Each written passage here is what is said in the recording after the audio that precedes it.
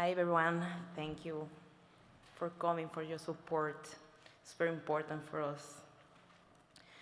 500 days, 500 days of suffering, of fear, of not knowing if I will see the people I love again. 500 days without any idea of what's happening with me, my son. Every day was a torture. I didn't know if he was alive, if he was suffering, if he was safe. Every day I ask myself, how can you live not knowing if the people you love are still alive? How you can stay sane when you are so far from them, unable to help them, not knowing if they are safe or if they are harmed. The fact that I'm here today, standing in front of you, doesn't mean I am okay. The terror Hamas inflicts on us and continue to do so is endless. Just this Saturday, during the cruel and twisted hostage release ceremony that Hamas staged, the terrorists present an hourglass with a photo of Matan, my partner. This was a personal and intentional. They did this to taunt Matan's family and myself. They wanted us to feel the threat, and they wanted to also scare us. But I'm not scared. I can't really describe what I went through, how this pain affects the soul, how each day feels like eternity. My body returned, but my soul remains trapped. I always feel that I'm not truly free. But this pain, I will continue to fight for Matan and all the hostages until they are all home. I am Ilana Gritzewsky. I was brutally kidnapped by Hamas terrorist organization on October 7. I was born in Mexico to Jewish parents, deeply connected to the Jewish people. Despite being far from Israel, our home was filled with tradition, community, and love for the land of Israel. At 16 years old, I made that dream a reality by making Aliyah to Israel alone. Leaving everything behind wasn't easy, but I knew I was on the right path.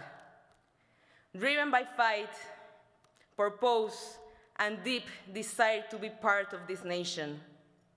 Since then, my journey has included important army service as a medic, kibbutz life, work, and community. Zionism, for me, is not just a history. It's a way of life, a daily choice to build, contribute, and live in this land with pride and love. On October 7, in 6:30 in the morning, my life changed forever. That morning, Matan, my partner, and I were sleeping at home, surrounded by everything we love. Within minutes, terror was upon us. We wake up to red alarm sirens, like every time before, without imagining that this time it was not just sirens. It was an attack by the armored, formed, and shocking terrorists who entered our home with the intention to destroy everything dear to us. At first, we heard gunshots and shouts in Arabic, and immediately realized that the hell was before us. We locked ourselves in the same room, Matan holding the door with all his might, while I tried to calm our dog to keep quiet. But we already knew they are going house to house in our kibbutz near us, looking to kill, kidnap, and rape. It was our turn, like a Russian roulette. They broke into my house, shooting in every direction and breaking everything until Matan could no longer hold the door. At that moment, we jumped out the window in an attempt to escape dead. Our lives were shattered. At that moment, I lost contact with Matan. I hid behind a cabinet on the back porch of my neighbors. They were murdered, and they are still held in captivity by Hamas. Gadi and Judith, American citizens.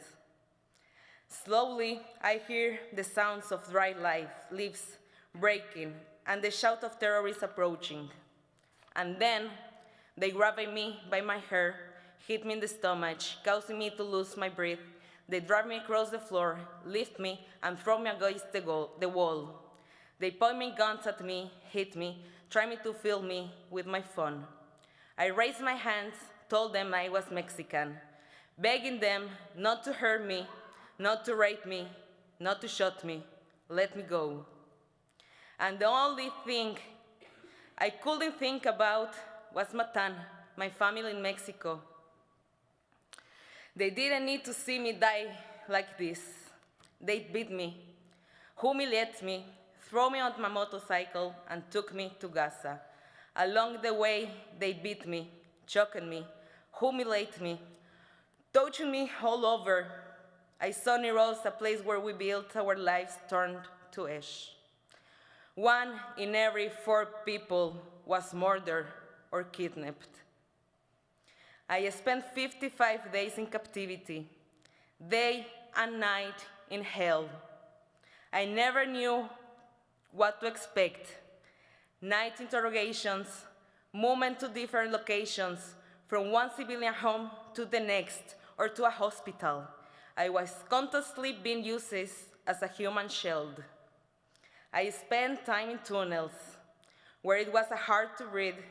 There was stifling, there was no light, and walking was near impossible. I didn't know if it was day or night. You lose your sense of time. It becomes eternity. They took me away from my humanity, piece by piece. Each time they moved me, tell me I was going on my way to home. I was physically broken, a burnt leg. I lost my hearing in the left ear, a broken pelvis, a jaw was damaged, and I was mentally broken. We had almost no food. I lost 24 pounds. We had almost no water, no hygiene, no medications. I suffered from colitis and anemia. They were ready to keep us alive, only to exploit us even more. I spent entire days starving and hungry.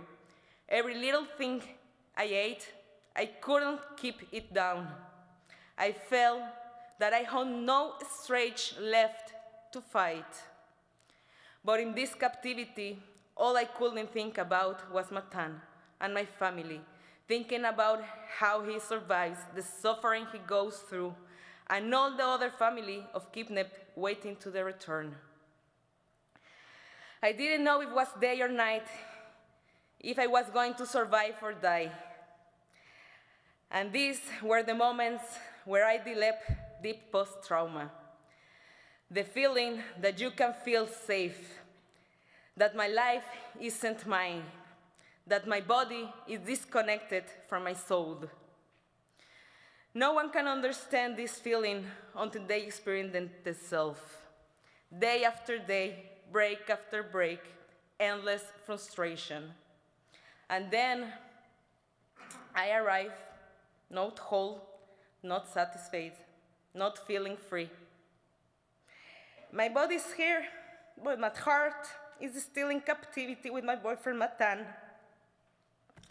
My soul remains trapped with the promise I gave to my friend before I left the tunnels, that I will do everything to bring them home. Nothing will return to how it was. I was released after 55 days. And exactly 500 days before, the kidnapped Matan and many others remain there in Gaza behind.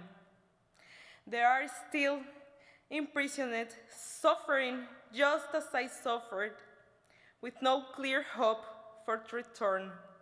Understand, my body may have returned, but the deepest part within me is still there. The world does not understand the magnitude of this trauma. We, the kidnapped, climb into our emotional fragments, left severed.